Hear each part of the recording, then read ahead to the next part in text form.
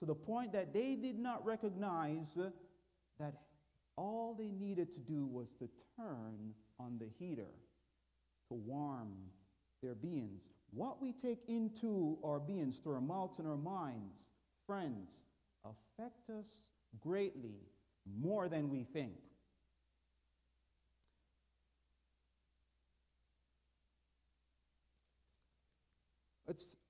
Let me move on to the next slide. Well, I don't want to forget this point here, that also it detracts from the holistic integrity of the being. What do I mean by that? I mean the harmony of the mind and the body and the spirit working together.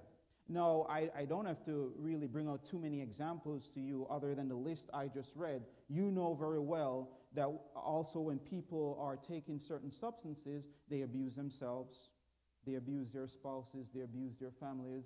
It causes them to not be morally upright people. Would you have a Bible study with someone that is hooked on drugs? I'm trying to find ways to bring it home more than I have already.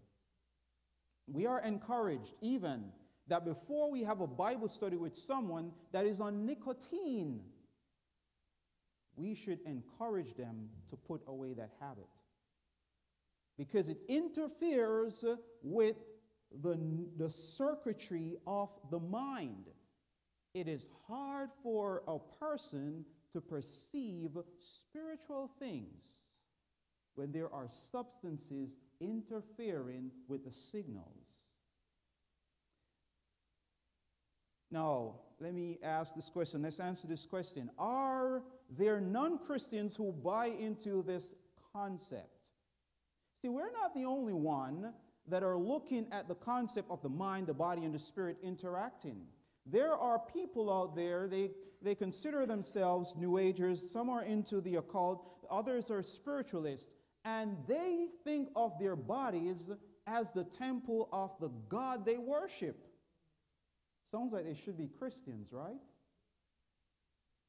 And so they are very careful what goes into their bodies. If you read various health materials on the internet, you will come to find out that a lot of those materials are not written by Seventh-day Adventist Christians in general. They are written by New Agers.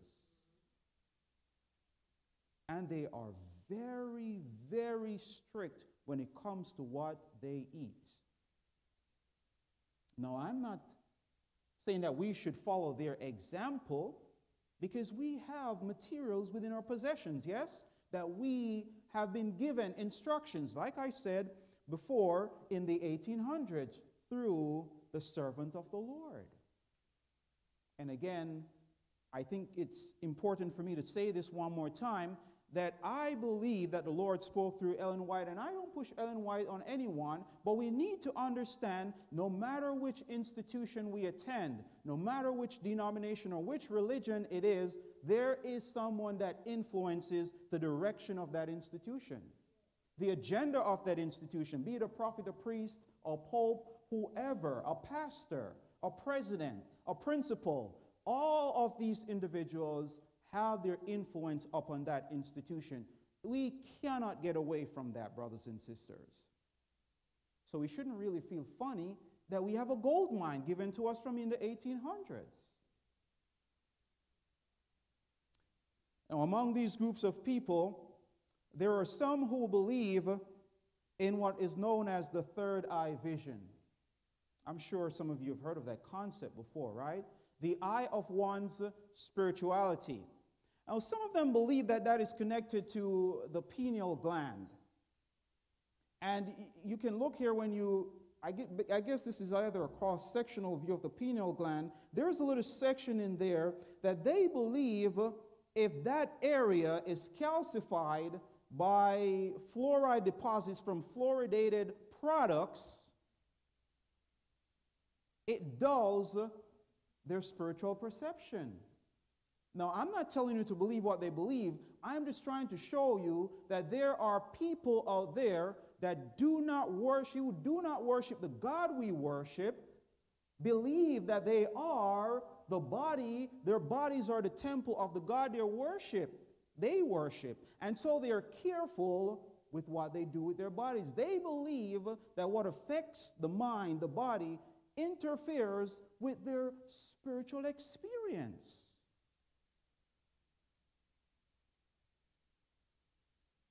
Where is the seat of morality and spirituality? It is the frontal lobe, not the pineal gland, right? It's not the pineal gland. We know the pineal gland secretes certain hormones, like melatonin at night, to help us to have a good night rest, reduce the stress load upon the body. It is the frontal lobe. That's the seat of morality and spirituality. That's where we make decisions, yes? And in the things that impact the frontal lobe are the things, brothers and sisters, that will impact our thoughts and our feelings. And depending on how they affect our thoughts and our feelings, they will affect our characters, either in a positive or a negative manner. Oh, this was supposed to be a trivia question. It still can be. And here it is. Who should be the most careful to guard what goes into their mouths and minds? Christians, take the clue. All right, look at the clue. The clue here is this person's role in life is greater than that of a monarch or monarchs, presidents, prime ministers, and great religious leaders. Who is this person? You said? Oh? You and I, okay? You said the pastor.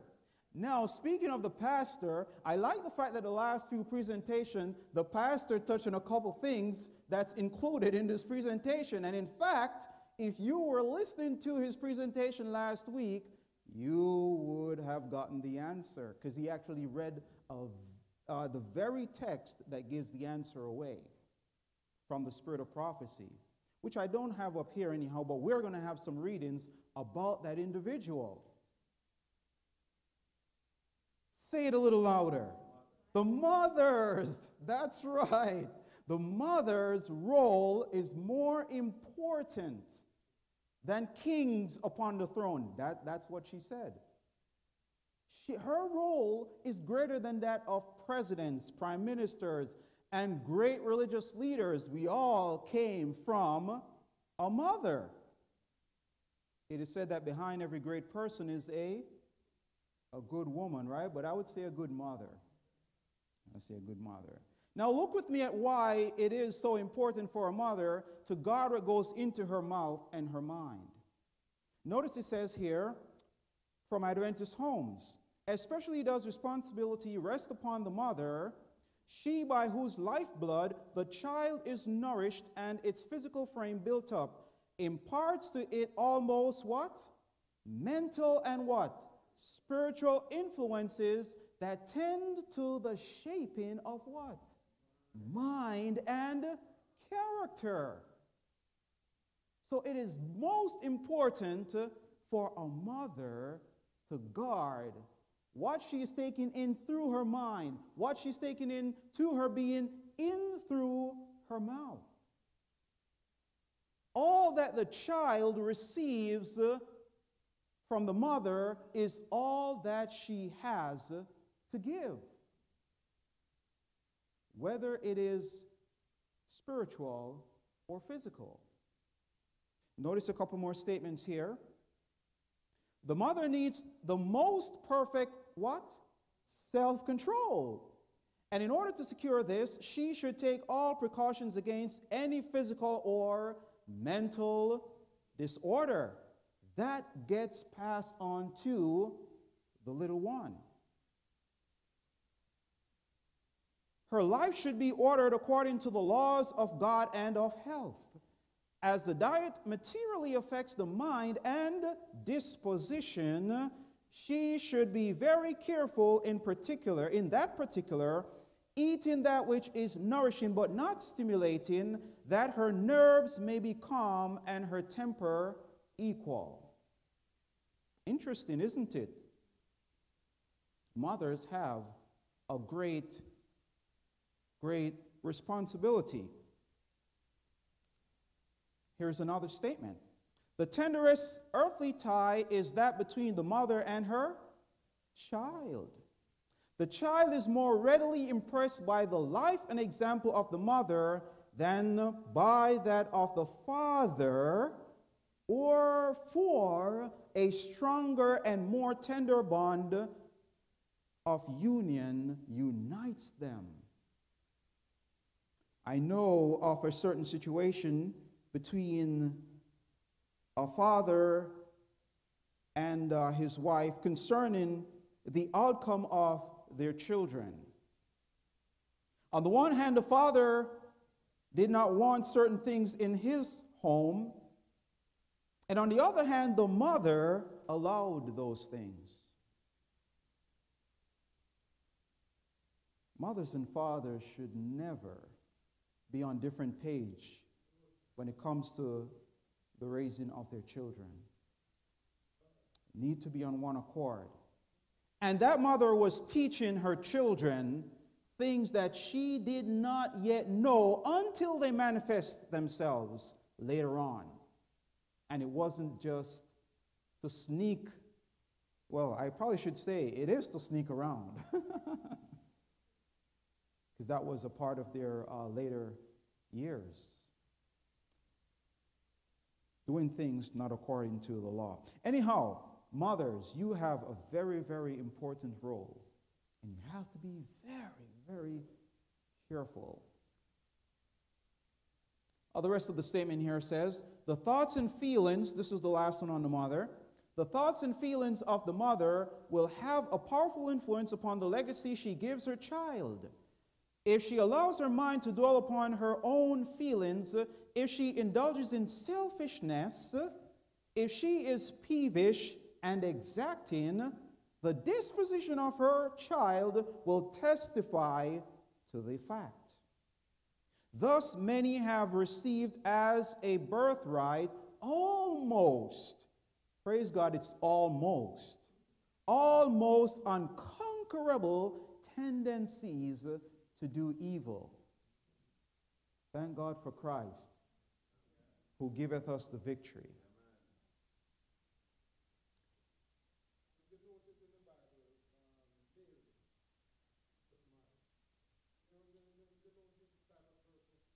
Mm-hmm.